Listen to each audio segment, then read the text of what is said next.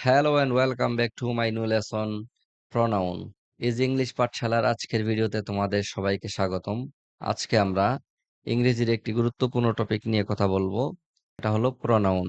Parts of speech series ক্লাসের এর আগে আমাদের মোট 2টি ক্লাস শেষ হয়েছে। প্রথমটি ছিল ইন্ট্রোডাকশন অফ প্রনাউন, এরপরটি ছিল নাউন নিয়ে আমরা বিস্তর আলোচনা করেছি। আজকে আমরা প্রনাউন নিয়ে কথা বলবো। ঠিক এইভাবে পুরো পার্টস অফ স্পিচের সিরিজ ক্লাস আমাদের চলমান থাকবে। তোমরা যারা ভিডিওটি প্রথম দেখতেছো, আশা করি পূর্বের ভিডিওগুলো অবশ্যই দেখে আসবে। তাহলে পার্টস অফ স্পিচ নিয়ে তোমাদের যত কনফিউশন আছে ইনশাল্লাহ দূর হয়ে যাবে। আমরা আমাদের মূল লেসন শুরু করছি। আজকের ক্লাসটি হলো pronoun, the word that replace a noun. মানে প্রনাউন হলো নাউনের পরিবর্তে যা ব্যবহৃত হয় তাকে প্রনাউন বলে।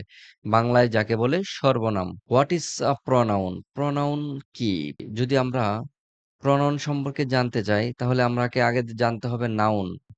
কোনো কিছুর স্পেসিফিক নামকে নাউন বলে। এই নাউনের পরিবর্তে আমরা ধরো একটা সেন্টেন্সের মধ্যে বারবার একটা নাম যদি আমরা পুনরাবৃত্তি করি, এটাকে পুনরাবৃত্তিকে বাদ দেওয়ার জন্য প্রনাউনের আবিষ্কার করা হয়েছে। প্রনাউন ইউজ করলে সেন্টেন্সটা অনেক ছোট হয় এবং সুন্দর দেখায়। A pronoun is a word that takes the place of a noun. মানে প্রনাউনটা সবসময় নাউনের পরিবর্তে বা নাউনের জায়গাতে বসে। Rina is a doctor, she helps people. মানে রিনা একজন ডাক্তার, সে মানুষকে সহায়তা করে। তুমি দেখো রিনা ইজ এ ডক্টর, আমি যদি বলি রিনা হেল্পস পিপল, রিনা একজন ডাক্তার, রিনা মানুষকে সহায়তা করে। বারবার রিনার পুনরাবৃত্তি না এনে আমি যদি এখানে রিনার পরিবর্তে কোনো একটা কিছু নিয়ে আসি যেটা রিনার হয়ে কাজ করবে, যেমন এখানে রিনার হয়ে কাজ করতেছে শি, তাহলে সেটা হলো প্রনাউন। রিনার যে জায়গাতে বসার কথা ছিল সেই জায়গায় শি বসছে। This is called pronoun. She replace Rina. Why pronouns are important? Pronoun কেন গুরুত্বপূর্ণ? Pronoun help avoid repetition. তোমাকে যেটা বললাম, কোনো একটা নাউনের বারবার পুনরাবৃত্তিকে বাদ দেওয়ার জন্য প্রনাউনের আবিষ্কার করা হয়েছে। Pronoun makes sentence smoother and shorter. Pronoun একটা সেন্টেন্সকে অনেক ছোট করে ফেলে এবং অনেক সুন্দর এবং গোছালো করে ফেলে। They make language clearer and more natural. একটা সেন্টেন্স তুমি যদি বারবার নাউনের পুনরাবৃত্তি নিয়ে আসো, তোমার কাছেই খারাপ লাগবে। বিষয়টা শুনতেও ভালো লাগবে না এবং তুমি যদি লিখতে যাও তারপরে তোমার কাছে ভালো লাগবে না। এজন্য নাউনের পরিবর্তে প্রনাউন নিয়ে আসা হয়। প্রনাউন ব্যবহার করলে ভাষা হয় সংক্ষিপ্ত, সুন্দর ও সাবলীল। প্রতিটি প্রনাউনের জায়গায় প্রতিবার নাম না বলে তার জায়গায় প্রনাউন বসানো যায়।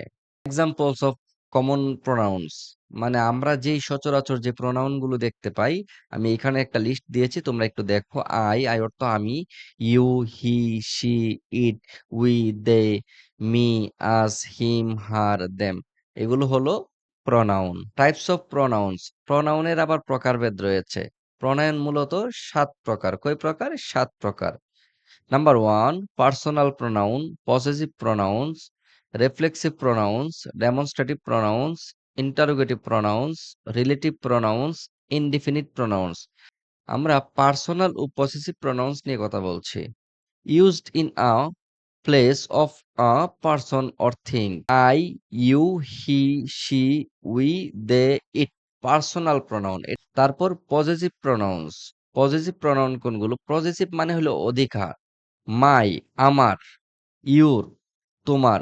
দিস পেন ইজ ইউর, মানে এই পেনটি তোমার, তোমার অধিকার বোঝাচ্ছে। তাহলে পজিটিভ মানে হলো অধিকার বোঝায়। পার্সোনাল প্রোনাউন হলো আমি, তুমি, সে। পজিটিভ হইলো আমার, তোমার, তার ইত্যাদি। রেফ্লেক্সিভ এবং demonstrative pronouns. Myself, yourself, himself, herself, ourselves. Ourselves হয়েছে তোমার, প্লুরালের ক্ষেত্রে ব্যবহার করা হয়। Demonstrative pronoun. This, that, this, those. This মানে এইটা, দিজের প্লুরাল হইল যে দিস, আর দ্যাট মানে হইল ওইটা, ওইটার প্লুরাল হইল যে দোস। রিফ্লেক্সিভ হইল যে নিজেকে বোঝায়, আমি নিজেই করলাম। ডেমনস্ট্রেটিভ হইল ইশারা করার জন্য ব্যবহৃত হয়। যেমন বললাম, দিস ইজ মাই পেন, এটা আমার কলম। That is your pen, that is your book. Interrogative relative indefinite pronouns নিয়ে আমরা এখন কথা বলছি। ইন্টারোগেটিভ প্রোনাউন হইল who, whom, whose, which, what. আমি কয়েকটা এখানে উল্লেখ করেছি যেখানে তুমি বুঝতে পারবা এগুলা দিয়ে প্রশ্ন করা হয়। যেমন হু ইজ কলিং, কে ডাকছে। তারপর রিলেটিভ প্রোনাউন। রিলেটিভ প্রোনাউন হইল একটা সেন্টেন্সের সাথে আরেকটা সেন্টেন্সের মিল বা সংযোজন করা, অথবা একটা ওয়ার্ডের সাথে আরেকটা ওয়ার্ডের সংযুক্ত করে।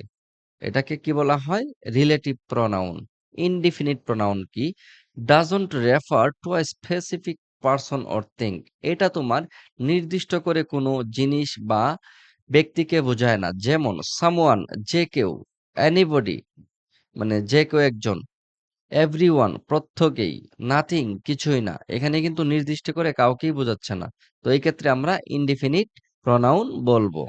Sentence practice, identify the pronouns. দেখো, Rina said she would help her mother by herself because she cares. এইখানে রিনা কি? Personal pronoun. তারপর এখানে কি আছে? শি, এটাও একটা প্রোনাউন, এটা হচ্ছে রিনার পরিবর্তে ব্যবহৃত হয়েছে।